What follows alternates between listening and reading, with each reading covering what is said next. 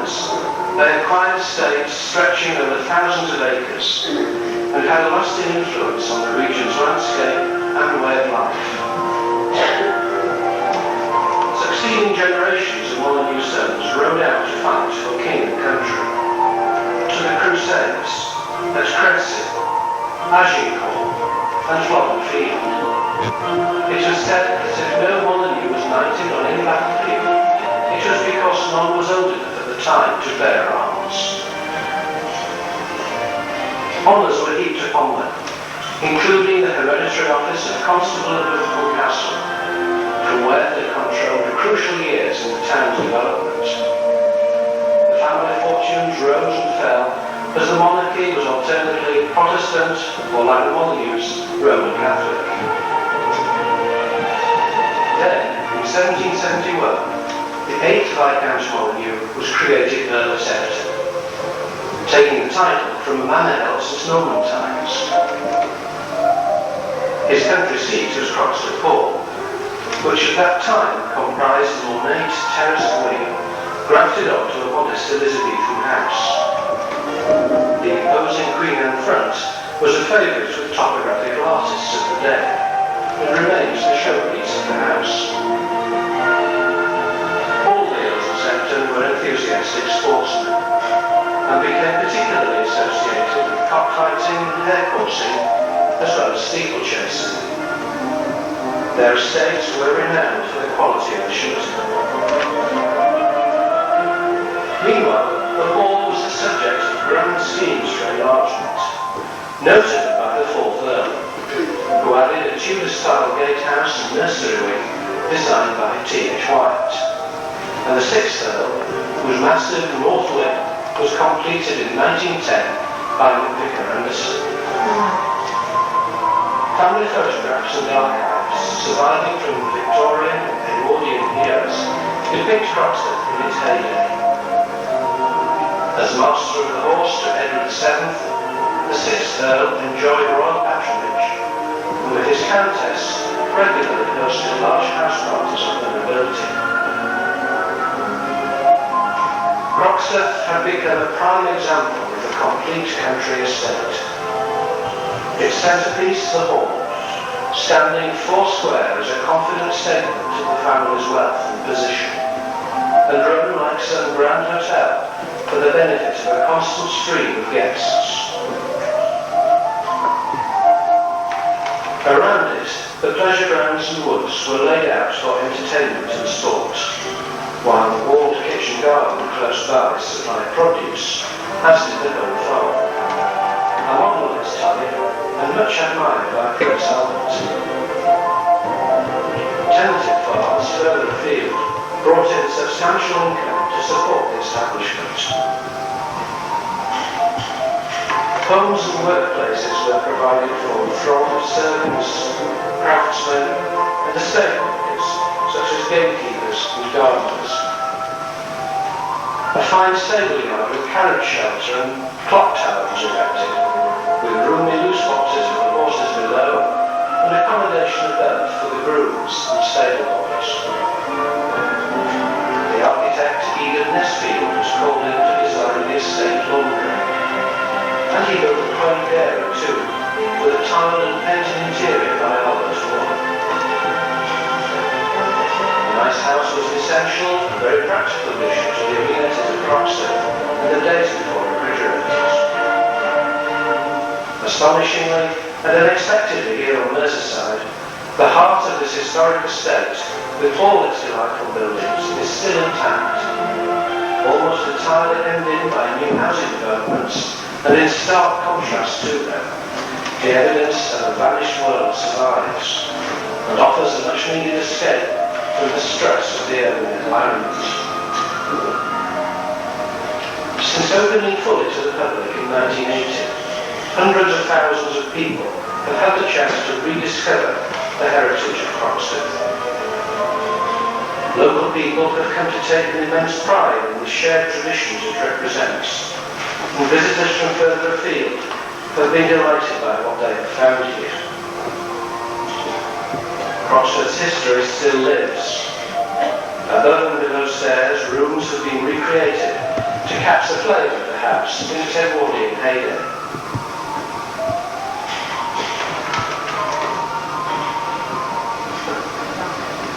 The home farm houses rare and traditional breeds and is outstandingly popular with families and schools.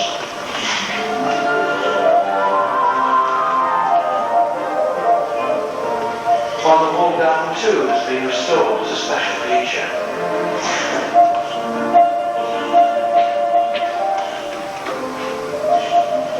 A busy events programme provides interest and fun for all ages. Many days have another time theme. A country fair, a steam gathering, or a band concert. Here, a ranger dressed as a butler leads our celebrated tour of the hall's smallest rooms. Each August, 1,000 or more bears converge on the part of their young owners for the annual Tennis picnic. This was taken in 1920. This in 1986. It's nice to know we can still draw the crowds, and that the local community still looks to the hall and park to answer many of its recreational and cultural needs. Educational activities have a high priority. Oxford won the Stanford Award for Heritage Education as early as 1981.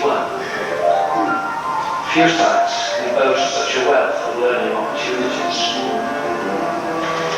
In the country park, Melwood Nature Reserve is a focus for voluntary support of a practical nature, and traditional crafts can be taught in an appropriate setting. Much has been achieved in Croxton, but much more is possible. The site has yet to realise its full potential for a broad range of recreational and educational uses. The chance to bring derelict Queen Anne Wing back into commission opens up particularly exciting possibilities. With a new image, Croxton can be more vigorously promoted to the tourist markets, and the Hall and Park developed as a prestige location and stage wedding and business receptions, training courses, shows and promotions, or TV productions. Commercial and retail expansion could well include a garden centre. Investment now will enable the new trust to move forward with confidence. It will help us develop revenue earning opportunities while still preserving the historic fabric and continuing to meet our responsibilities to the local community. In years to come, more and more people will agree there really is nowhere quite like Croxton. All the original reports, correspondence and bills for the acquisition of this property and for much of its subsequent developments. As it stands, as far as Northampton is concerned, was a 20,000 acre, mostly moorland shooting estate. It is what we know nowadays as a weekend cottage. Just a little bit larger than most of us see before.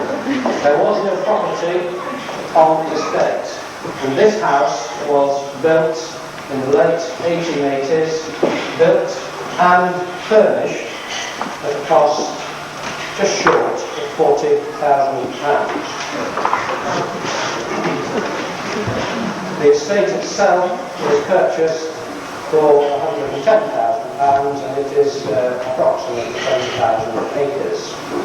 So it's quite a big piece of land, and those of us who are familiar with our local geography would know the area basically as the Trough of Bowland, near Orleans.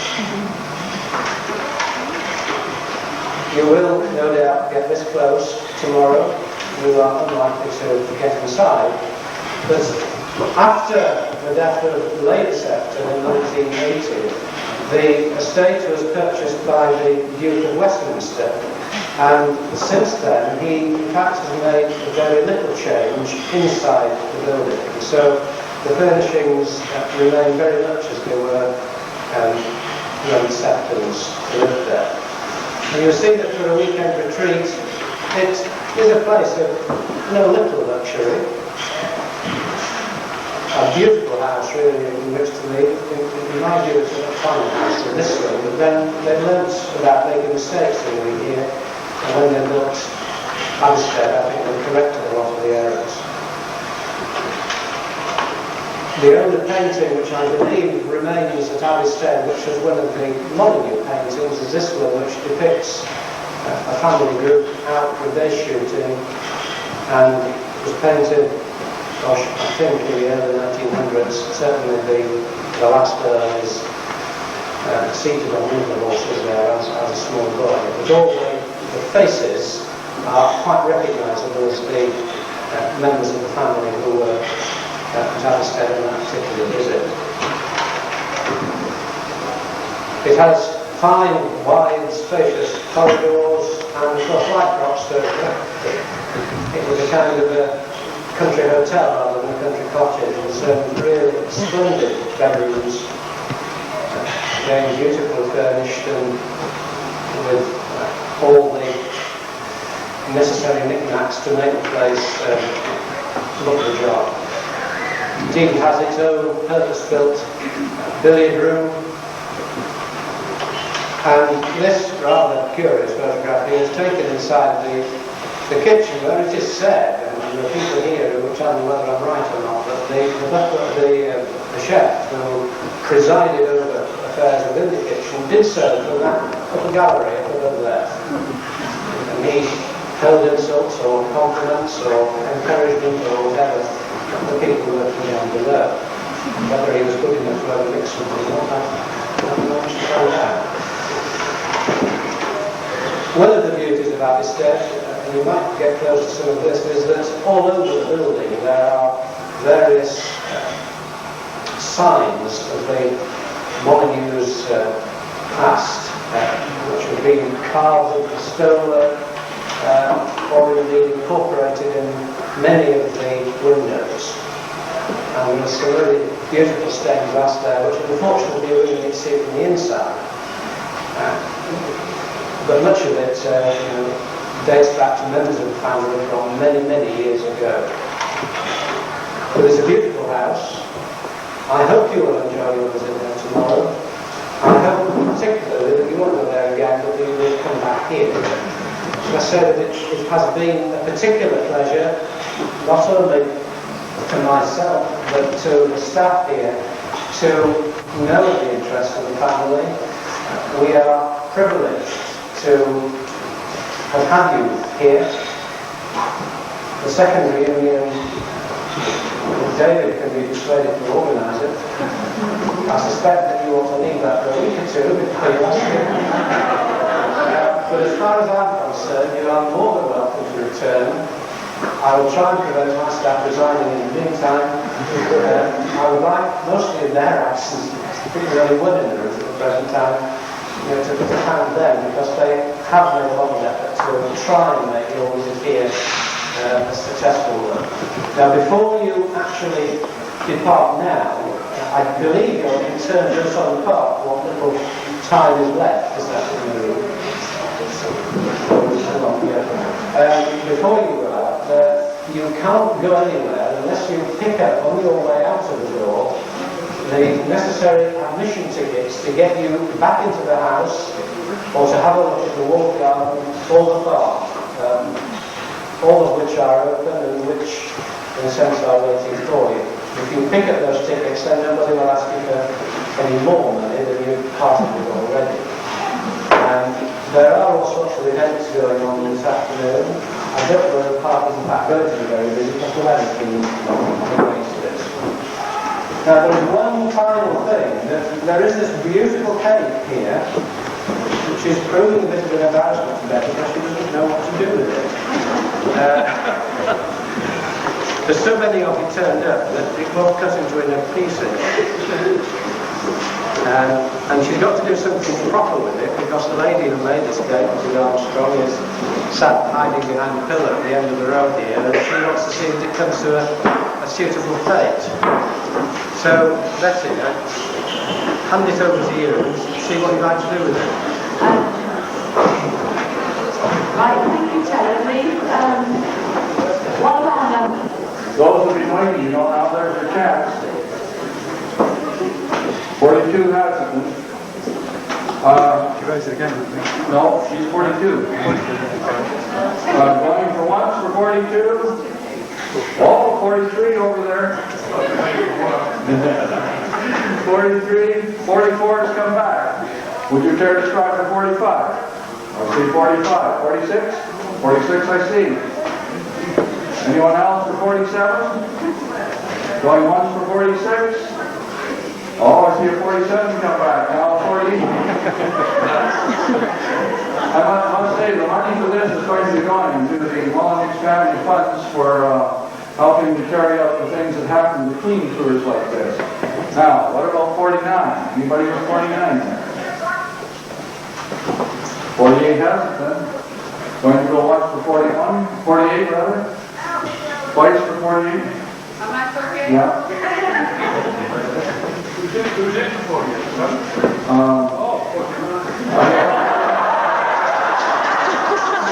We're back to 49 now, or up to 50 now. Anyone for 51? Going once for 50? Keep it going, Bill. Keep it going.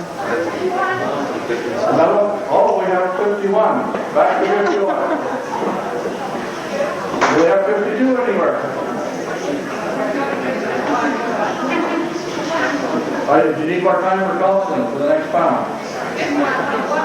Okay, 51, we have 51. 52. We have 52. Anybody here for 53? 53?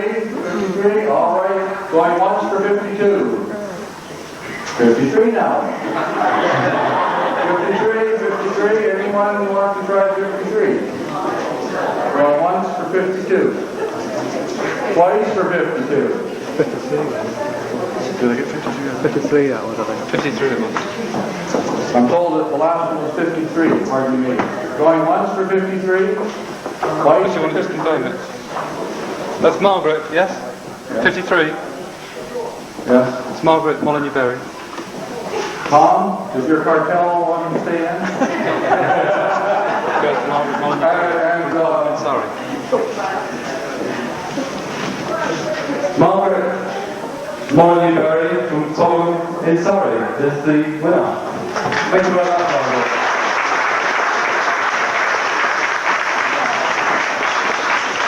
Thank you for being the state, although I've attended many an auction, this is my first attempt at it.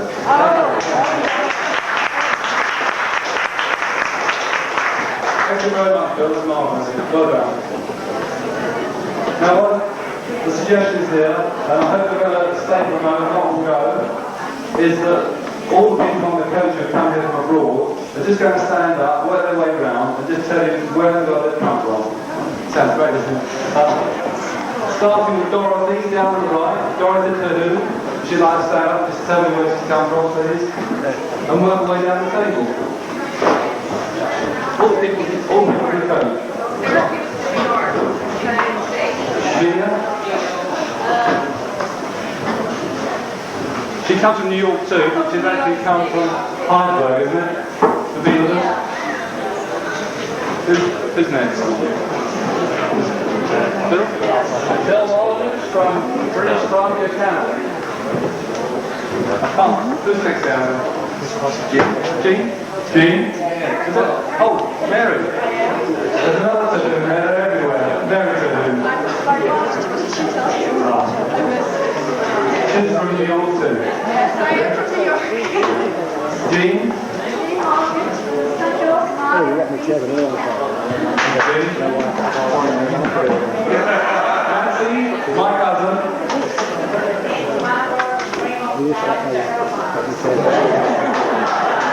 Merlin, I think next. Carry on.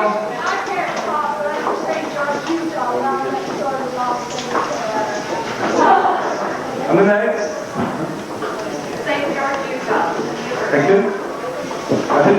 Who's next round then? If you all look as well, you can see whose faces are there. Come on, Lee. It looks like me is next. It's Lee. Is it? Lee? No. Can we go to 7 towards me now? Mia? Are you next? Ted Clark.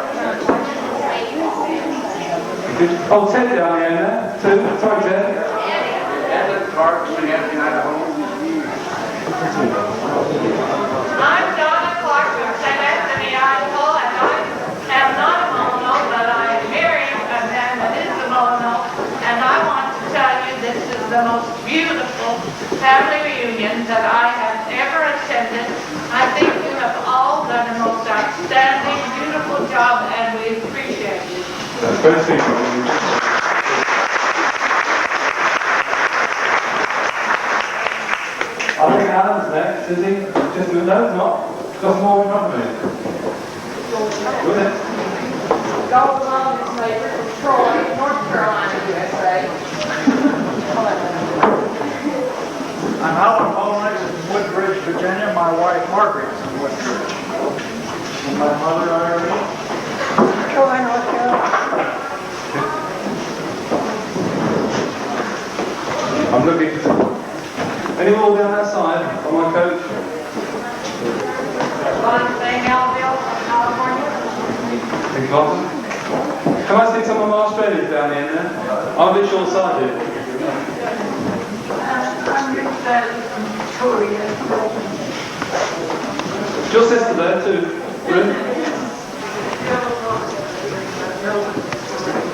And I think there's two more Australians down there somewhere. Thank you. Now what about, we've done this table now, what about the next side? Let's start down here. Sorry? Oh. William Bush, Sheriff Lake, Ontario. Thank you. Mark? Carol Ramel from Ontario, Canada. Next one, please. Marion Coleman from Ontario, Canada. Robert Bowman, same place. I can't see behind you. Bob, who's next down there, please? Russell? I'm not going to roll. Oh, stand up, right? Let's go to the last English on the coach too. Come on, man. I'm Fred Lawless from Vancouver Island, Canada. My wife's next to me, Diane. Thank you, Brenda. Vancouver Island, British Columbia, Canada. Thank you. Next. I'm Eileen Molyneux-Kowinski, and I'm from Clearwater Beach, Florida. Thank you, Arlene. I'm Carol Bird Cummings. I'm from Texas now, but I'm originally from Sullivan County, Pennsylvania, where our ancestor, who's just about my fourth grandfather, was from Warrington in 1792. Can you just tell us a little bit about it? What it was, Carol? Just shortly. Yeah, Sullivan County, Pennsylvania is a beautiful county with many waterfalls, forests, and we would like the reunion to come there sometime. They have a lot of motels. You don't have the fancy things you people have here in England. You've been wonderful, just wonderful hosts to us, and we just appreciate it so much. Thank you, Carol. But we'd like to see you come to Pennsylvania. Thank you very much. Linda Bush from Ontario, Canada. And last but not least, I think Kate down the end here, Oh, yeah, you always did me. who's our main representative in Canada. Thank you, Kate. Say a few words. Oh, I just like to thank the people in England too. A year and a half ago, I didn't know this association existed. I was working away on my own name all by myself. And there's a lady here who desperately wants to know if there's anyone here from Birkenhead In England. in England. She's from Australia and she's wondering if she has any cousins in her room. Are any volunteers here? NMLYNEUX from Birkenhead, please. Beddington. Yes. Yes, I'll come to you anymore. I've been in Australia for 36 years and I've lost contact with my cousins. I wondered if some were here today. Oh, I found them. You're welcome. And there's one person down the end I can see now. I can't see his wife and his daughter and his son-in-law and his niece, but they found her. Where's the honour? To the end there. How about a round of applause?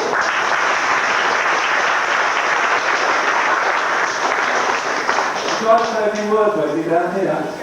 Please.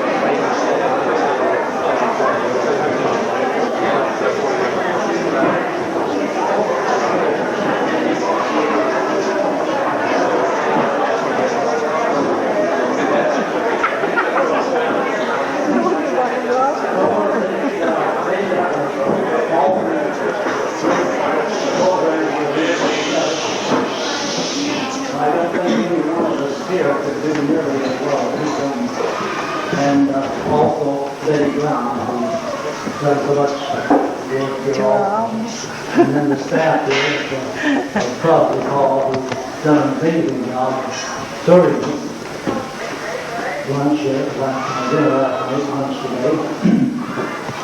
And I hope that you people who are not members will sign up and join with us and contact David, he's the family representative for the UK. Kate is for Canada. And I think most people know Faith in Australia. And there's Nuala Turner, she's the representative in New Zealand. And I'm the representative from the USA. And I'm certainly glad that we had such a time. I never thought, never dreamed that we'd ever be able to put on such a reunion as this, in number as well as in grandeur. And I doubt that there's very many families that could claim such a achievement as David has put on here. In fact, this one party had wrote to him and told him he'd get some advice from another family because they put him wrong. I think that he could write a book. So I guess that's about all I have to say.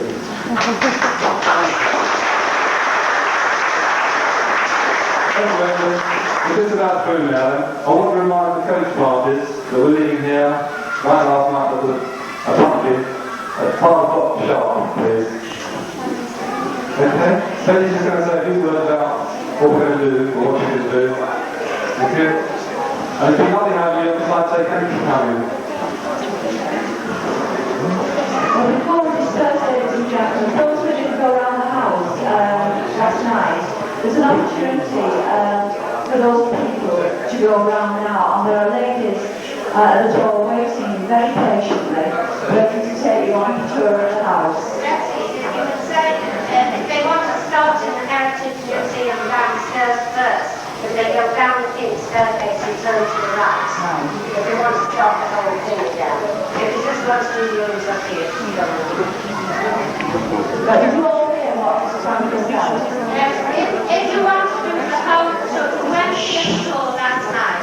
If you want to do the whole tour, you go down the big main king's staircase and turn to the right, and the attendant will put you in the direction of doing all the kitchens and the heritage museums with the Molyneux heritage. And you work your way back up to here.